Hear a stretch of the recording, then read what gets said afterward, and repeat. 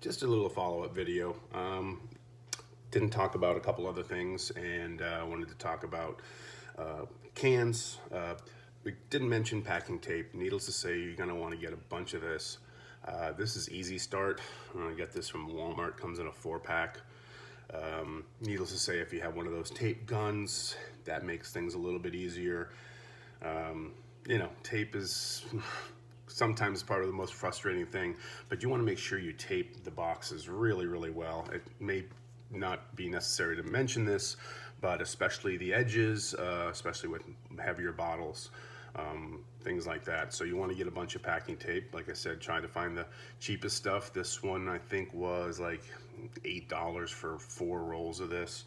The nice thing about the Easy Start is that it doesn't really matter where it is. You can kind of find it, and it won't, you know the packing tape problem. As far as cans go, I don't do a lot of cans, and you're gonna be the best judge of this with cans. IPAs, especially doubles, hazies, those are easily shipped.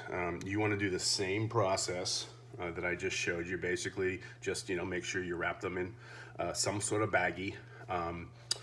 With cans, bubble wrap is still probably recommended, but you may not have to use as much. But for sure, you want to be able to put every single can you ever do in one of these baggies. 2 fit in here nicely. Actually, you can fit 4 cans nicely in this bag. Unfortunately, the box is going to be the thing, right? So we're talking about boxes. If you're doing cans, which you may or may want to continue to do, there's a couple of reasons. One, most of the cans that you're going to come across are probably going to be IPAs. They're, as almost all IPAs, they should be refrigerated. If you're starting to do a lot of them, they do sell these tiny little small freezer packs on Amazon. You can get them fairly inexpensively. If you're doing a lot of trading with people, like you're getting beer and they're sending you beer, which happens a lot, then the packs get sent back and forth. So you just continue to reuse those.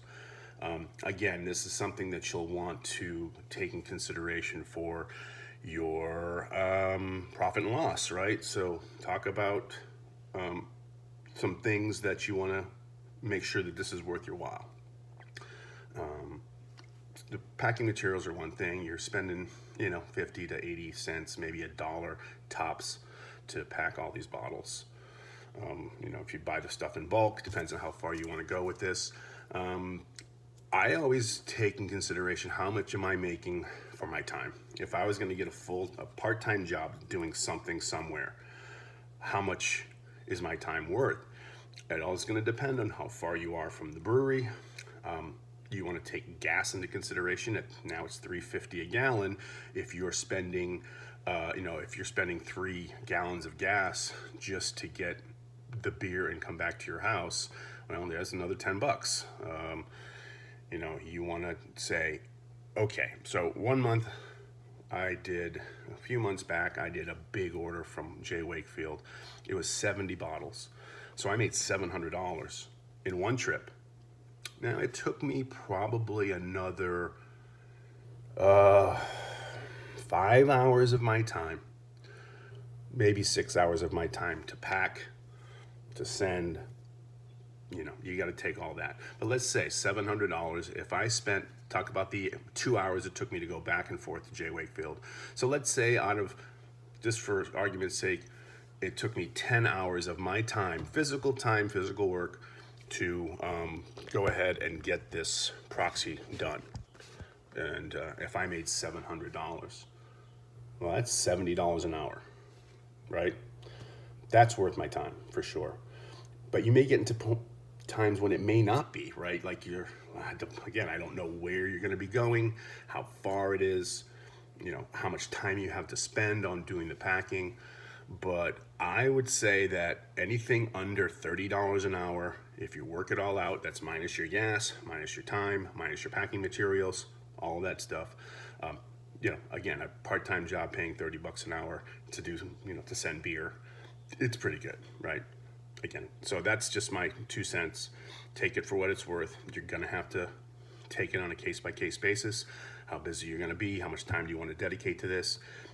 At the end of a couple of months, or one iteration of proxying, you may realize that this is not worth it. I'd rather do something else. But I have found that if you're not doing anything else and you love beer and you want to be part of the beer community and you want to help people get beer that they normally couldn't get, you'll end up building some good relationships, and also being able to get mutual proxies from other breweries that you may not be able to get. You may want a bottle of Bottle Logic from California. You'll meet the Bottle Logic proxy, and then you can exchange proxy. I personally treat this strictly as a business. I do not spend more than $20 on a bottle of beer. I'm just not that guy. I just packed away some of this Cali Gold for this guy. He spent $85 just to get the bottle, paid me $10, and now he's going to spend another, let's say, $10. So he spent $100 just to get this bottle of beer to him. There's a lot of people like that. I'm not one of them.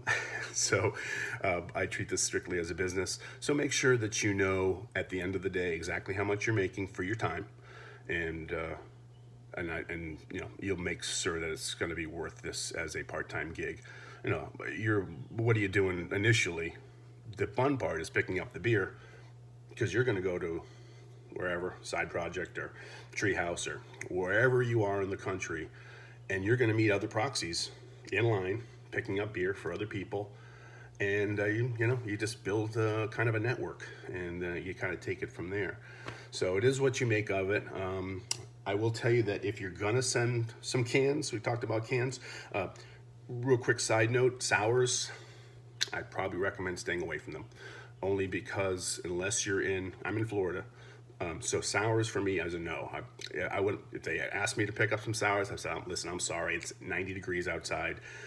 That box gets left in the heat for a couple of days. I don't know where it's going, and you have a really good chance of that, a bomb.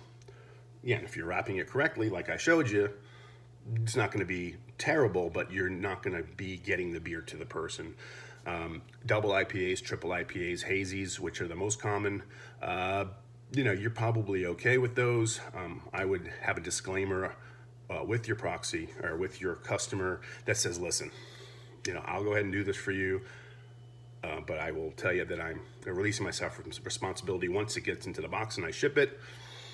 And generally speaking, the proxy community, the people that do this, the customers understand that once you have successfully shipped this to them, you get that tracking number, you send it to them via the messenger. If something happens, unfortunately, that's on them. That is part of the risk of buying beer and proxying beer and this whole thing. So very rarely are you going to be out of any money. And I want to just, preface that by, if you're in a cold weather climate and you're sending double and triple IPAs or sours, you're probably going to be okay.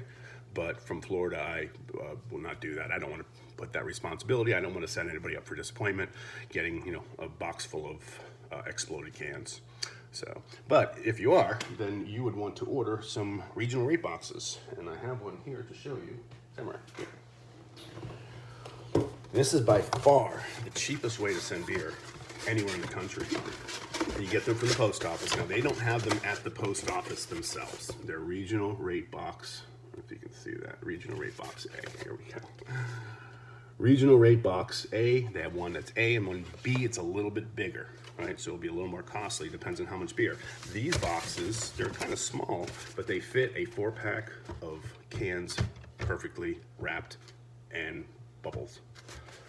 And they, like I said, you'll go into Pirate Ship. You'll choose regional rate box A. Give them the weight. And it's by far the cheapest way to send beer. The reason we don't send bottles in this, because, you can send bottles, like 2 bottles if you want to wrap them up. So these are really good boxes to save your customers some money on shipping. So I would go to USPS.com. I'd order a case of the A's and a case of the B's. These are free. If you don't use them, you can use them for packing materials. So that is another really good tip. regional rate boxes, and it's a priority mail, but they're almost like a discounted. It's like a cubic rate, which you'll see a lot. Blah blah blah. Regional rate box A's, rate box B's for 4-packs works really well, and it saves your customer a lot on shipping.